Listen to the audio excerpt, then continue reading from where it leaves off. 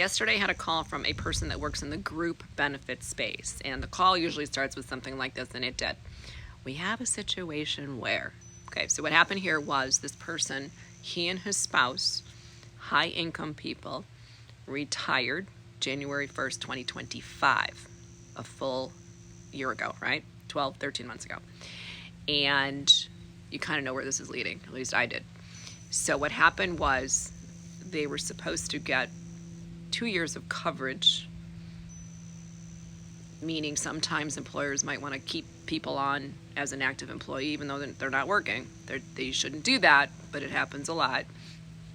And that wasn't in this case. What happened here was that was the intent, but somebody screwed up, which they didn't screw up actually. They gave these people Cobra, which would be the appropriate thing to do, right? Here's 18 months of Cobra. The problem was they didn't know it was Cobra. Somehow all this got lost in translation. They're both over 65 years old, meaning they're both eligible for Medicare. So what happens in that situation is that both people should have had Part A and Part B immediately, January 1st, 2025. They did not, and all the way to this day, they do not. So there's a huge problem, and it was discovered because of claims. So lots of times people and even agents, we see agents all the time screwing this up. They don't focus on the claims part of things. It's always like, oh, you're going to get a late enrollment penalty, and these people will get a late enrollment penalty. That's one part. The other part is you go in for a knee replacement, and you have it done, and then all of a sudden they start snooping around. The insurance company comes back to you and says, hey, did you get Part B? And you have to say, no, I didn't. And then they say, well, okay, Part B would have paid 80% of that knee replacement cost.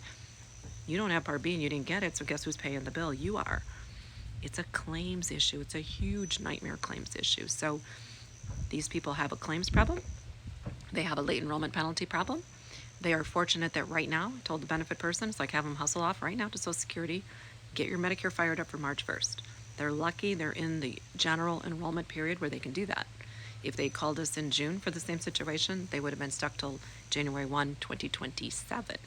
So if you hear Cobra and you're Medicare eligible is the key word. Call people that know what they're doing. Find out if you're doing the right thing, because so many people do the wrong thing.